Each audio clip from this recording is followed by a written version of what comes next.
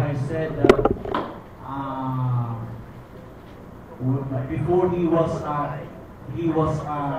captured by a Jewish soldier. He said to his disciples in Luke 22, I think in verse 19, you know, he said, "This is my body, and do in remembrance of me. Take it and eat it, and do in remembrance of me." So, and then my question is, Brother Francis, my question is, why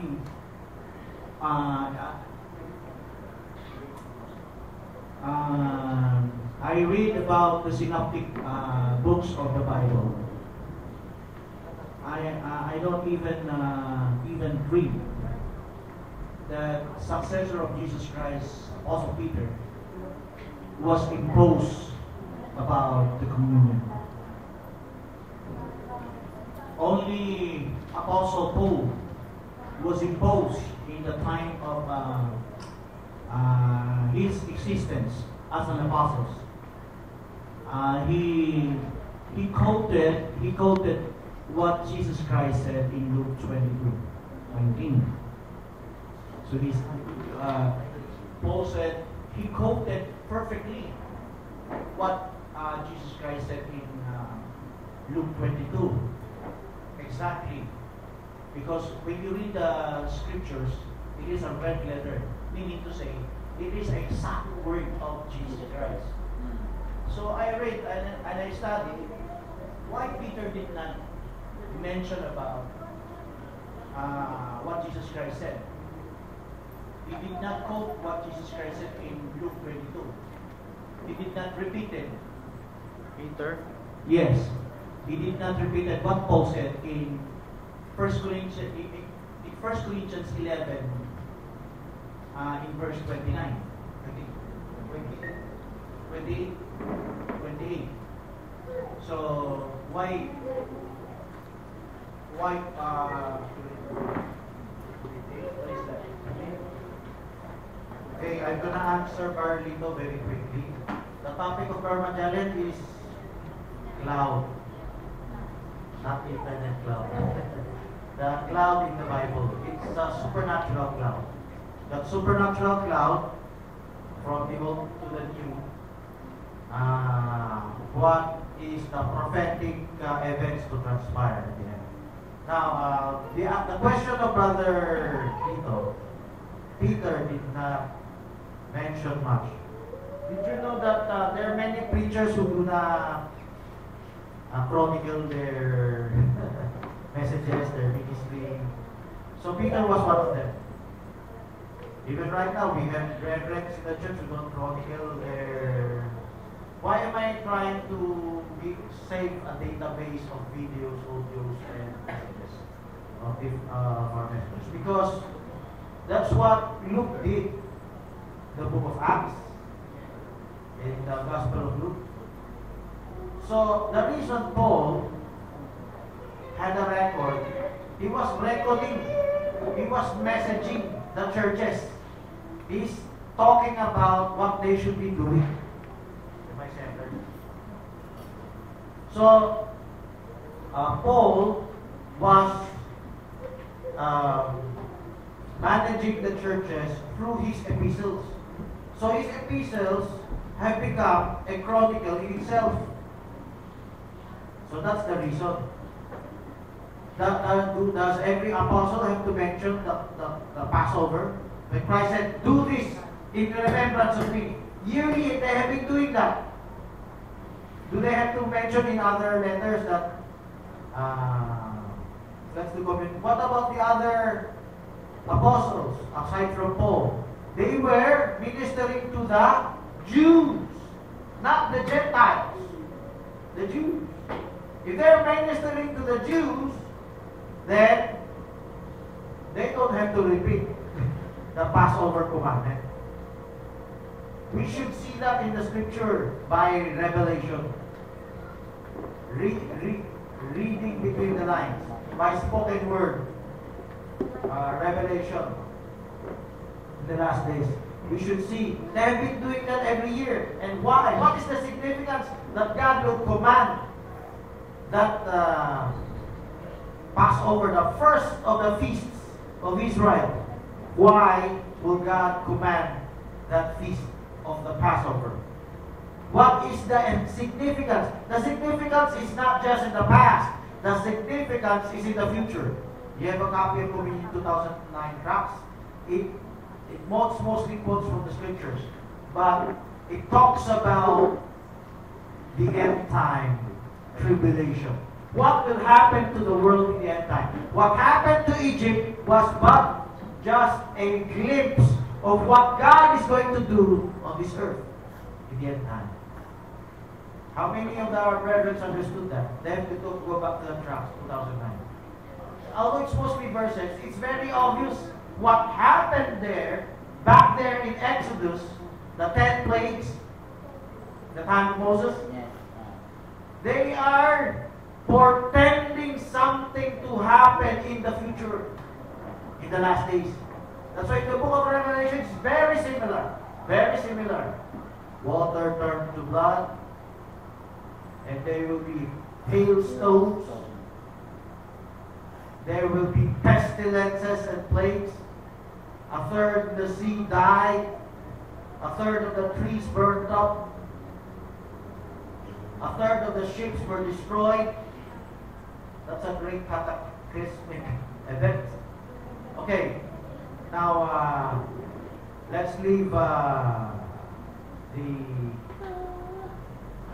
question of Arlito. I hope it was sufficiently answered. Sister Lisa has a question. So you can pass the Tagalog version to your husband, and he can translate into English to that on camera. Okay. So please pass on the Tagalog version first. Does others have any other question regarding the subject? Although I haven't heard the whole book of it, but I have an idea. But of course, I'm going to answer according to my standpoint, not a Magellan thing. So, but I believe whatever he said reinforces my message about the end times regarding lightnings, thunderings, voices, the cloud, pillar of fire. Brother Minan, whisper the Tagalog version. The Tagalog version. We will convert it. Okay. Why did Jesus Christ? Can you stand here so I can do it? Why did Jesus Christ said, "Eat my flesh, drink my blood," and he did not interpret the meaning of that? Wow. Because of your question, I could relate it to the message. The message about thunderings, lightnings, and voices, and the events that will take place in the end time is also portended. Do you have a copy of the Lord's Supper? I hope you can pick it up. It portends something in the end time. A while ago, I mentioned about 2009, the plagues. Look at the tabulation. Look at the last column, at the lower part. It represents the end time when Christ would come back to earth again. I will no longer drink of the fruit of this vine until I drink it new with you in my Father's kingdom. Yes. When you say kingdom, what does it talk about? It's millennial reign. The governments of the earth will disappear. Yes. It will be replaced by the government of Jesus Christ. Now, there are other churches that claim they are already the kingdom. One of them is Typologies. It's already the kingdom has arrived. That's deception. That's impersonating Jesus Christ. As though the kingdom has already come. When the kingdom comes, the governments of the world will disappear. Revelation 11:15. So, when Christ was foreshadowing that in the communion, he was also foreshadowing the end times. When all eyes shall see him, and people will wail because of him, and the earth will receive its judgment. When he said that the question of Brahmanan was, "Eat my flesh and drink my blood. Pastor Roland did not come back for the topic water to blood. I'm going to give some excerpt to that. When Christ gave us His flesh to eat and His blood to drink, it also portends tribulation. Why? What happened to the Christians? What happened to the Christians in the Dark Ages? They were martyred. They were massacred. The woman drank the blood. When Christ was saying, drink of my blood, He was speaking of it symbolically. Symbolically. Not literally as the Catholic Church teaches. That the bread will become the flesh of Christ, the wine will become the blood of Christ. Christ was speaking symbolically about His body that will be destroyed and resurrected. About His blood that will be poured out, that will become the symbol for redemption.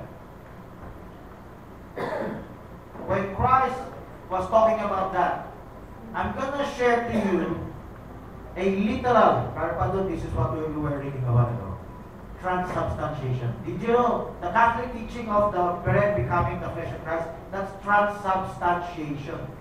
I'm going to share to you the real biblical version of transubstantiation. 1 Corinthians 15, verse 51, 53. Require whispering. Okay. Behold, I show you a mystery. We shall all be changed in the twinkling of an eye. For this corruption must put on incorruption. There is a glorified body. Before you can enter heaven, you must be in a glorified body state. Yes. Other verse, like Elijah, you just went back down to earth. There is no resurrection directly with the old body that you have. Even Enoch, when he disappeared, he did not go directly up to heaven. He went into a dimensional plane that is also Hades or Sheol, or the dimension of death. But all the souls there were waiting for Christ to be liberated in His resurrection. When you resurrect, that's the only time you see a body that is incorruptible. And why do you need an incorruptible body? Because you need an incorruptible body because the body that we have right now, that came from Adam and Eve, has death. When they were originally created, I said it at the beginning some weeks ago, a week ago. They did not have death. Adam and Eve did not have death when they were created. But why did they have death? Because of the curse of sin. Now, how is redemption going to come? We will inherit eternal life. We will inherit eternal life. So, before, there's a question of the Muslim brother here before told me, why would God just directly give eternal life? Why do you need someone to die for that eternal life? I answered him, I wonder if you remember. I answered him, God is a God of justice. God is a God of order. If He places some certain regulation, like let's say you in your company, you have a regulation. You lost something, you pilfered something, you have to pay for that product. You are a caretaker of that inventory. The boss wants to forgive you, but he cannot destroy the order of your company, of the company. So you still have to pay for the damages or what, but in His mercy, He will give from another source your payment for that inventory. So that the system in the company will not be destroyed. The same thing with the justice of God. There is a justice of God. If you owe God something, that has to be paid in full. But God provided another form of payment. That's why mercy was given. Protestants today misunderstood the mercy of God. When God gives mercy, it doesn't mean your debts are written off with nothing. You have debts of sin that were written off, but someone paid the price for it. He paid the price. His Son paid the price. Yes. The Father paid the price with His begotten Son, another Adam, pure, sinless, and that Son also gave up His life for that. But what is the purpose of God? To show the power of the resurrection. The power of the resurrection is the reason there is communion. And I will drink it with you. And that is the transubstantiation I'm talking about.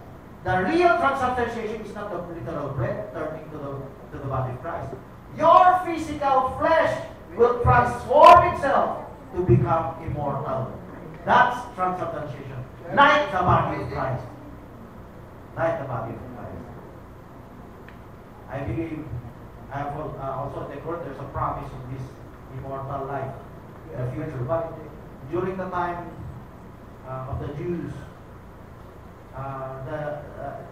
it's not that detailed. So that revelation is not that detailed. Now let's continue. Communion. That in the time of Moses, there were thunderings like his voices, even from the giving of the law. The same thing in the last days. What does communion represent? Now this year age, if you will open the door, I will come into it and sup with him and he with me. Communion with Christ. If you have that communion with Christ, then I will grant him to sit with me as I sat in my Father's throne, that he will sit with me in my throne. Isn't it his prophecy? I drink it new with you.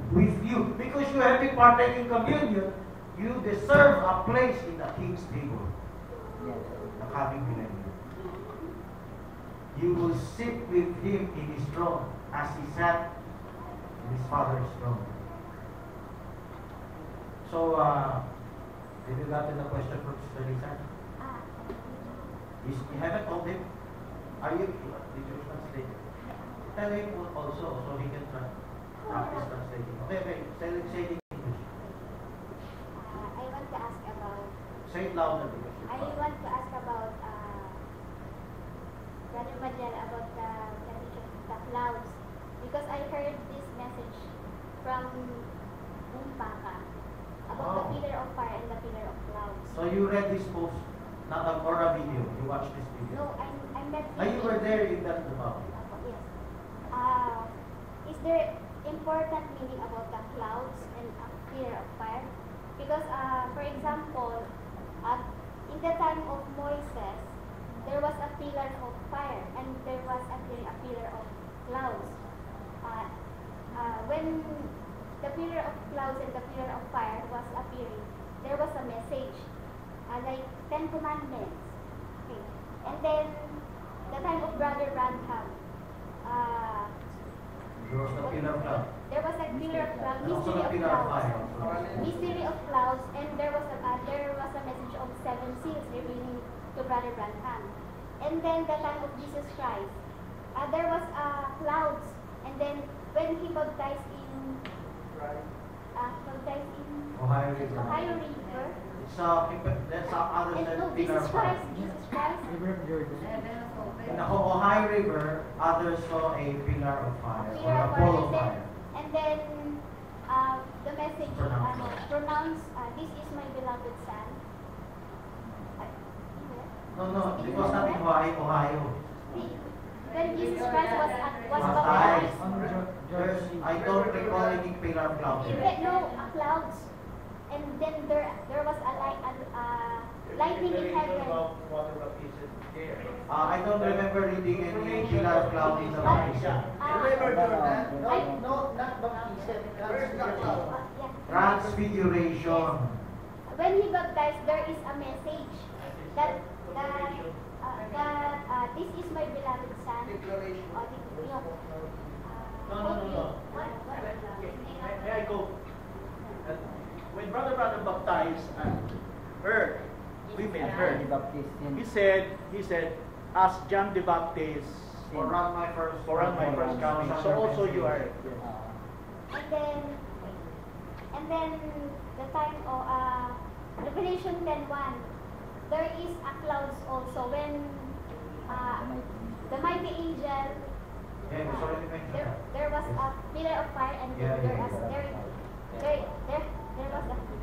clouds. And then why in 1 Thessalonians 4 verse 16 until 17 there was a clouds. In the rapture. My question is there an important or connection? Yes, there's a connection. All Important that we have meaning mentioned about are the clouds connected. and a fire? Yes, they're all connected. They're all connected. I don't have to spend much time in connecting them. Okay? During the baptism, Would you stand here? Down in there. I can shout it. The level of our Cloud. There's no cloud during the baptism. I already said that. That was transfiguration. During the transfiguration, when Elijah and Moses stood together with Christ, Yes. the cloud But appeared. I have a message about two prophets, Elijah and Moses. Barmenan, it's in the tape form, although it's in Tagalog. I hope they can record it. So, the transfiguration is connected to when they see Christ being caught up in the clouds. The significance continues. Two men. The connection continues. Okay, so I hope that satisfies it. The connection is continue from the Old to the New Testament. Yes. So if I'm gonna point it out, I'm gonna draw it out. Please check if I'm centered.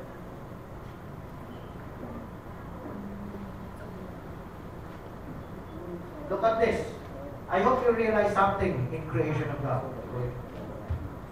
All things, 7,000 years, all things will climax in our time, in our generation. Now we have the 7 church ages. 7,000, no, sorry. Let's go put the 7,000 years. 1, 2, 3, 4, 5, 6. All things that transpired from creation Pointing to Christ. are not just pointing to Christ. We already have that. That's Logos, the Word. It's also pointing to the end time when Christ will get His bride. So it's not just Christ, but the bride of Christ. So, Christ and bride. yes, the bride church. Joined together. So it affects the whole world. The prophecy, the 70 weeks in Israel. If 70 weeks are fulfilled, what will happen to Israel? Not just Israel, but for the whole world. What's going to happen to the whole world? It's not written directly in Daniel 9:24. 70 and 20 is interpreted only for Israel. No! If you read it carefully, although it does not mention the whole world, but what does it mention there? What was mentioned there in Daniel 9:24? End of iniquity. Finishing the transgression. Anointing the most holy. The temple will be anointed. The king will sit on the throne of his glory. So the prophecy there will affect the whole world. So all things will converge in our time. What is our time? These last 2,000 years, the end of these 2,000 years, something's happening to the world that people don't realize. The New World Order. You know, you see people, governments, they're coming together to bring peace. Who are those aspiring for peace? The major religions in the world. Judaism, Islam, Christianity, and even Buddhism and other religions. All major religions aspire for peace in the world. But you're not going to find real peace in the world because this world was kept for judgment. Real peace will only be achieved when He comes back. The peace that you see today is deceptive peace. The whole world is coming together in a new world order deceptively. You know, there are many conspiracy theories back then in 2000, year 2000. They say, oh, Jesus planned to depopulate the world. You heard of that? This Bilderberger group, the Council of Foreign Relations, and they have some plans. The Illuminati, the Masonry, the Freemasons, and many others. Let me tell you, the plans are true, but it is not as obvious as they preach it to be.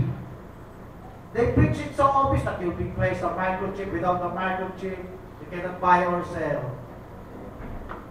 So, they've been deceived. So that's why those conspiracy theorists have died down. They've quieted down. They've no longer, have nothing to say. Even the rapturists, they say, when they say, Matthew 24, when you mentioned about food in due season, that they will say in their heart, the Lord delayed His coming. So many, those who are expecting the rapture will be frustrated because it did not come. But if you have discernment, you can see the corruption in the society. You can see the corruption in the society. The devil is gradually creeping in society, even in the governments, even in peaceful people, out of their ignorance, out of their Nicolaitanism, out of their deception. So, going back, all things will converge. The pillar of fire, the pillar of cloud, they represent something, but we're not going to discuss it right here right now. And many other things that took place in the temple. How about the Ark of the Covenant? Does it have significance? Yes. In the book of Revelation, the Ark was seen in heaven. The list was given there because it will be a point of judgment in the world. Did you know the blueprint of the temple? Starting from the altar, it represents the time of Christ. Starting from next is from the altar is the table of shewbread. It represents the church ages. Then, approaching the Holy of Holies, there is the altar of incense. It represents entering the tribulation period. Revelation 8. Then, entering the tribulation. The Holy of Holies, that's the time in Revelation 14 and 15. The ark was seen in heaven. Because you invert that temple diagram into the timeline of the end time. My question. Okay.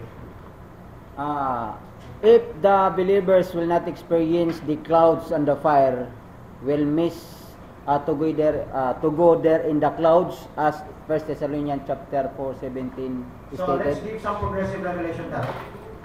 Those who are going up in the rapture, there are two phases. 1 Thessalonians chapter 4 and 1 Corinthians 15 will take place in two phases. The second phase and the third phase. The second phase are those wise virgins right now who are qualified to go, and they're having rapturing faith. But there will be those who will be left behind on this earth.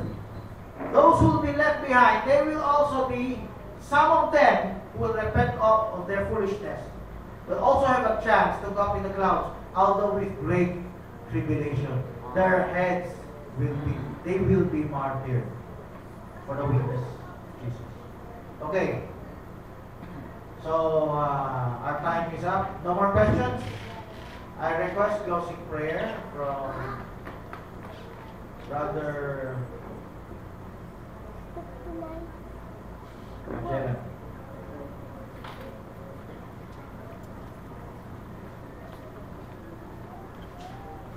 Ay,